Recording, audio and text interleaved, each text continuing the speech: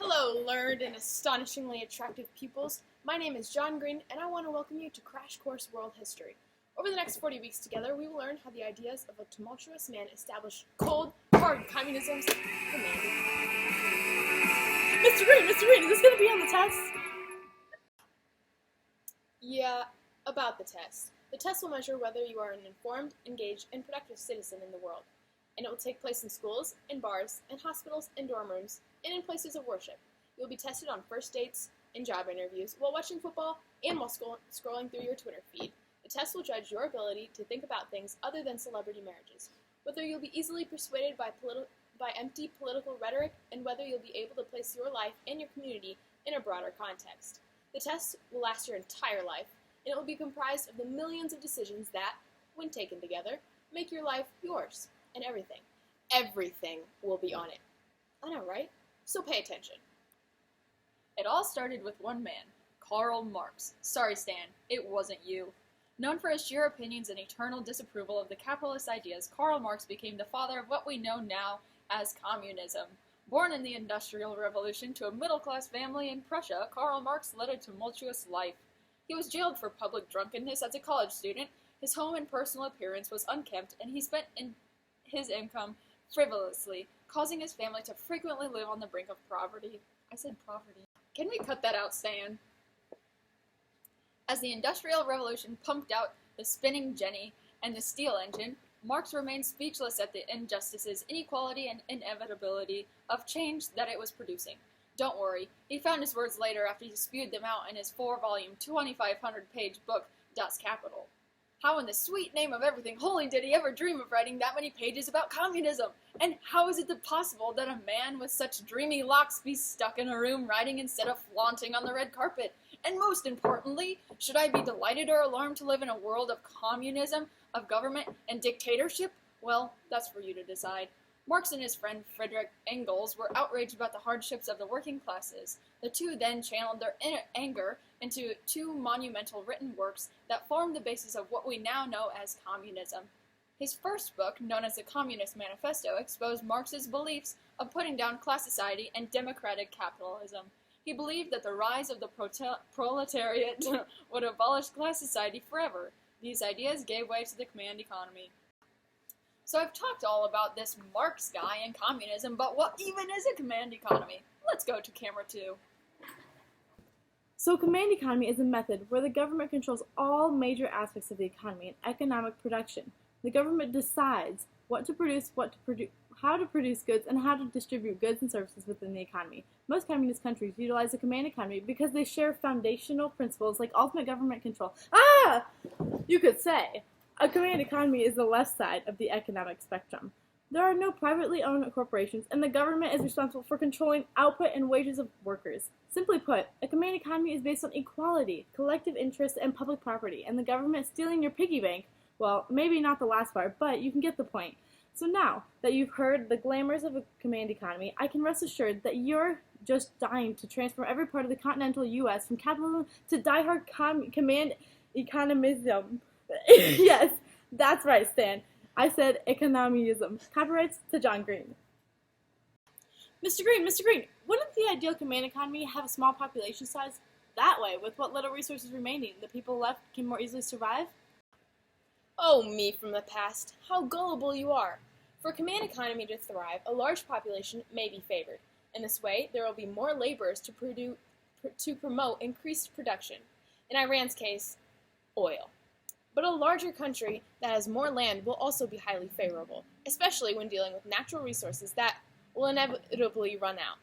In addition to this, you want to brutally isolate yourself from any neighboring countries. This will lead to you relying solely on your own government to provide for itself. And because this will cause inflation to rise significantly, you'll need to create laws that restrict impositions by individuals or institutions. That way, there are no rebellions. Now let's talk about what a command economy would look like. A command economy will develop over a period of time. After 1979, Iran's economic development was almost instantaneous with the significant industrialization and economic modernization. The government proceeded to nationalize all industries and then created a new constitution, which divided the economy into 3 different sectors. The The majority of these sectors slowly began to be controlled by the government through the use of central planning by the supreme ruler. After this, the next step was taken was gaining control of setting prices and subsidies. Daily life in a true command economy can be hard. Once resources for your main area of income run out, so does the quality of life for your citizens. But this is all rewarding when you, the supreme leader, have full control. Now, you may be asking yourself, what really does all of this look like? Well, imagine a fantastical country with a command economy that is flawless in every which way. Second to the Mongols, of course. Let's go to the thought bubble. Suddenly, you awake in a place foreign to you. You look around and see everyone at work.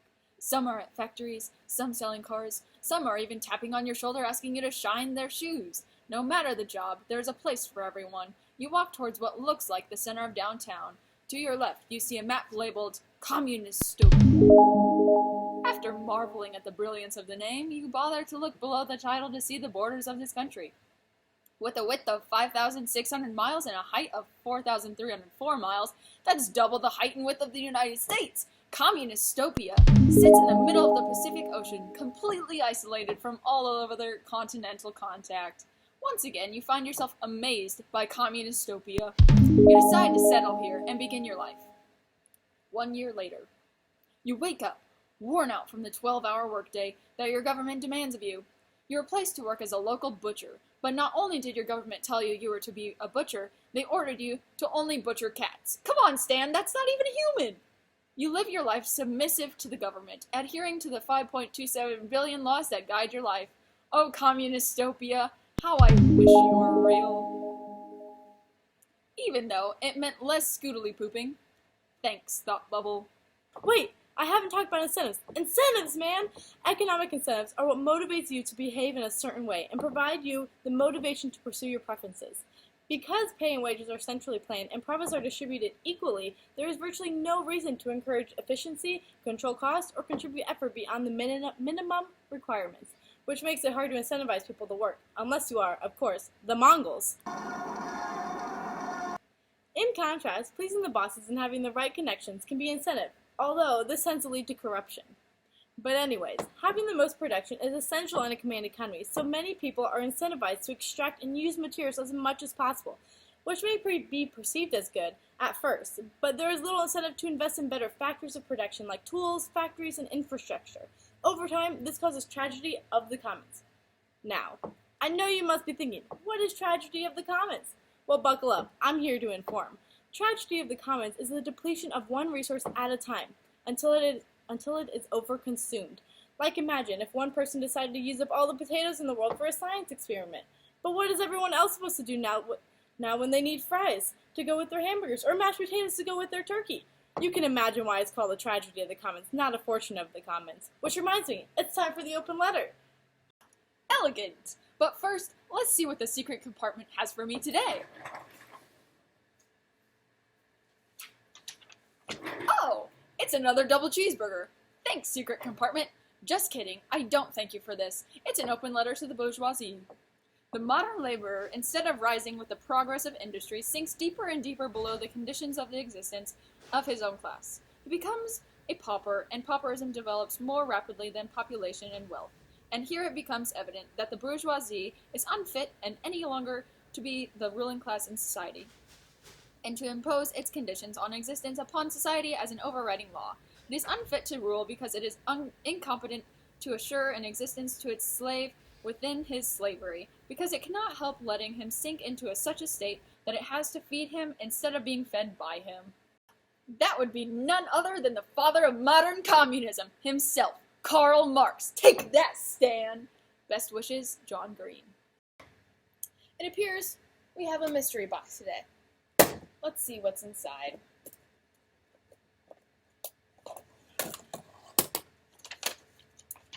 Communist memes aren't funny, unless everyone gets them. Stan, you do have a funny bone. History reminds us that with every person comes a plethora of unique ideas. Some think a country can only be successful if the government spearheads it all, whereas others delight in pure anarchy. No matter what system is in place, for tens of thousands of years, people have been making decisions that irrevocably shaped the world that we live in today. Next week, we're going to journey to the Indus River Valley. Whoa, very fragile, our globe. Like the real globe, we're going to travel to the Indus River Valley. I'll see you then. Crash Course is produced and directed by Stan Muller. Our script supervisor is Danica Johnson. The show is written by my high school teacher, Raul Meyer, and myself and our graphics team. And if you have questions about today's video, please leave it in the comments where our team of semi-professional quasi-historians will aim to answer it. Thanks for watching, and as we say in my hometown, don't forget to embrace the pace.